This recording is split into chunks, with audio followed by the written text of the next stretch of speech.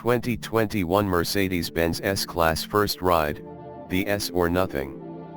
Up close and personal with the 7th generation of the world's most successful luxury sedan. Mercedes-Benz S-Class Program Director Oliver Thone swings the steering wheel hard left and then hard right and then left again and laughs as the big sedan jinks and weaves through the parking structure like a Mazda Miata on an autocross course. Riding in the back seat, I'm grinning, too. Not just at the exuberant enthusiasm of the man overseeing the launch of the 2021 Mercedes-Benz S-Class, but also at how stunningly agile the new rear-wheel steering system makes the new Benz flagship feel. Audi's A8 and BMW's 7 Series would have been left gasping in its wake. The S-Class has always been a technological spear carrier for Mercedes-Benz. In 1978, the original W116 Series S-Class became the first volume production car available with modern 4-wheel anti-lock brakes. More than 4 decades later, the 7th generation S-Class maintains the tradition of showcasing new technology that will eventually trickle down to less expensive cars, in addition to the high-angle rear steer system that gives it such outstanding low-speed maneuverability. The 2021 S-Class debuts an augmented reality head-up display and a 3D digital instrument panel. The W223 is the first Benz to be built on the MRA2 vehicle architecture, an evolution of the MRA hardware that underpins the current S-, E- and C-Class families. In S-Class spec, MRA2 comes in standard, long, and extended wheelbases, the latter of which will be exclusive to the next generation Mercedes-Maybach sedan, itself codenamed Z223. Thone says a lot of work has been done to package the rear axle lower in the body so the plug-in hybrid version can carry a 28 kWh battery without impinging on trunk space. Indeed, he says the W223's trunk is actually slightly larger than that of the current car. What engines does the 2021 Mercedes-Benz S-Class have? The entry-level S-Class for the US market will be the S500. Powered by the 429 HP version of the M256 inline-6 with the 21 HP EQ Boost mild hybrid system. This is already in use in the redesigned E450 sedan and cabriolet, among others. The volume seller is likely to be the S580, powered by a 496 HP version of the M176 4.0-liter twin-turbo V8. A close cousin of M177 engine used in AMG cars, which has been upgraded to accommodate an EQ Boost mild hybrid setup with an integrated starter/generator mounted between the engine and the 9-speed automatic transmission.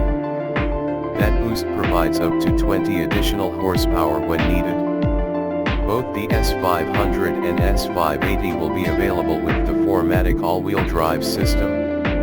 Excluding the still-secret AMG S-Class models, rumored to be badged S63 and S73 and said to be packing around 600 HP and 800 HP, the top regular S-Class in the US will be the S580e, which combines a 362 HP version of the M256 inline-6 with a 140 HP e-motor to give a total system output of close to 500 HP and the same 516 lb-ft of torque as the V8-powered S580. With its 28 kWh battery, the S580e should be able to cover up to 60 miles on pure electric power, more than double the range of the 2020 S560e PHEV. Good news, the 6.0-liter V12 engine will fit under the hood of the W223. Bad news, it's being reserved for the top Mercedes-Maybach models. What new technology is on the 2021 Mercedes-Benz S-Class? A heavily reworked version of the current car's air suspension is standard. Daimler's innovative e-active body control setup, which debuted on GLE, will be available as an option. The system uses a combination of air springs and active, electro-hydraulic dampers, each of which are fitted with a hydraulic pump able to produce as much as 1,885 psi to force each wheel to move up or down almost instantaneously. The system not only enables it to actively control ride quality and body roll, but also, should the car sense an impending side impact, to instantly raise the ride height 3.2 inches so that more of the impact is taken by the side sills, which are stronger than the doors.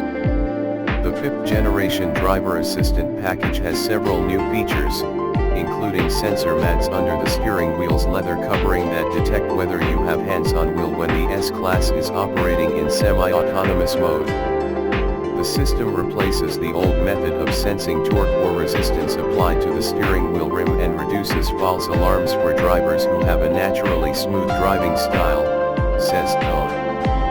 The aforementioned rear wheel steering will be standard across the 2021 S-Class range, but 2 versions will be available, depending on your tire choice. The standard system allows the rear wheels to steer up to 10 degrees in the opposite direction to the fronts at speeds up to 35 miles per hour. If you order wider rear tires, the maximum angle is 4 degrees. As Oliver Thone's spirited demonstration run through the parking structure near the Mercedes-Benz Customer Center in Stuttgart revealed, the 10-degree rear steer system delivers truly astounding maneuverability. At 33.4 feet, a 2021 S-Class thus equipped has a tighter turning circle than the A-Class. The S-Class's augmented reality head-up display means you see the information projected in front of you as if it's 30 feet ahead of the car, including the information from the equally augmented navigation system. In current Mercedes vehicles, the navigation overlays directional arrows on a video image on the central screen. Now that information is shown against what you're actually seeing through the windshield. Our experience with the system was limited to a static session behind the wheel. The first media drives of the new S-Class are still a couple of months away, but the clarity and depth of field are spectacular. This system is a game changer.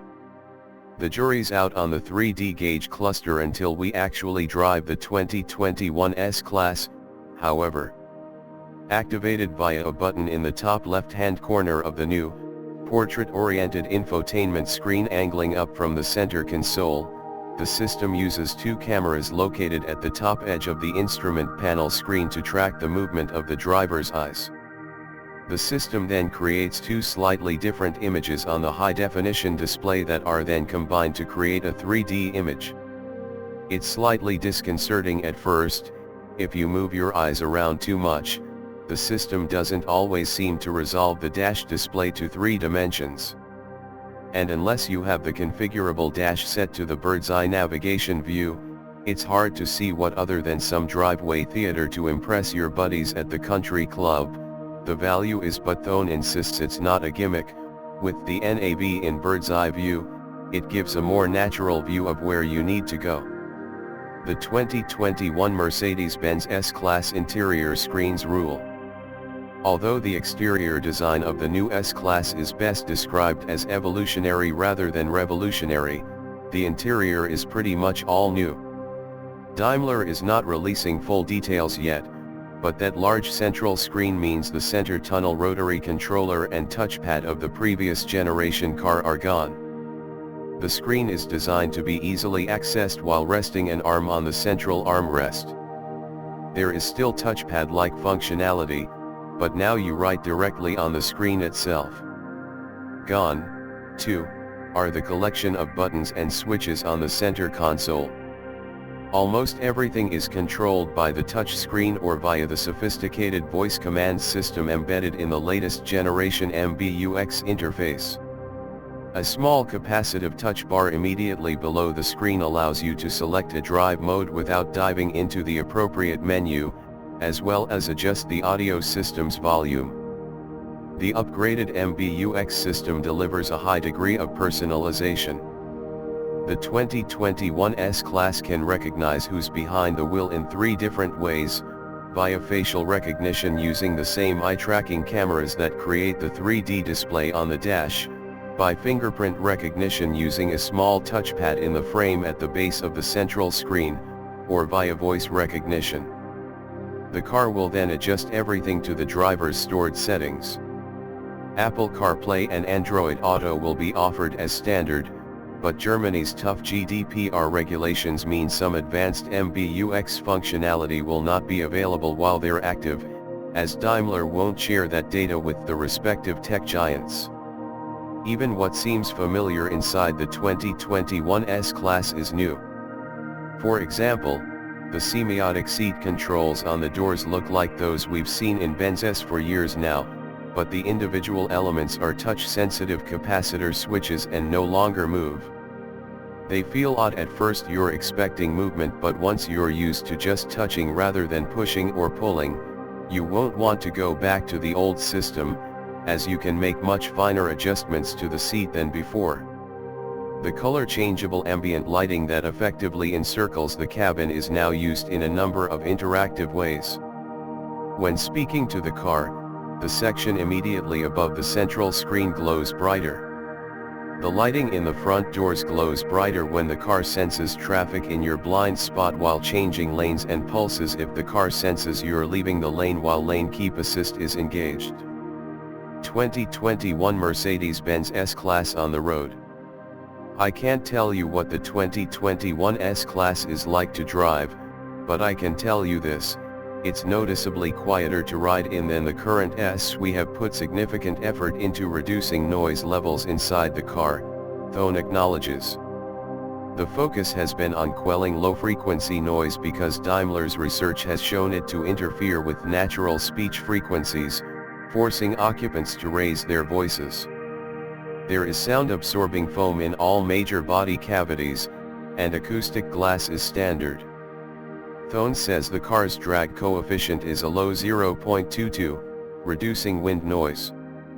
Although every manufacturer measures drag differently, it was indeed easy to have a natural conversation, even cruising at 90 miles per hour. Our test car was a trial production S500 riding on optional 19-inch wheels. 18s are standard and 20s are also available as an option, fitted with 255/45 Hankook tires.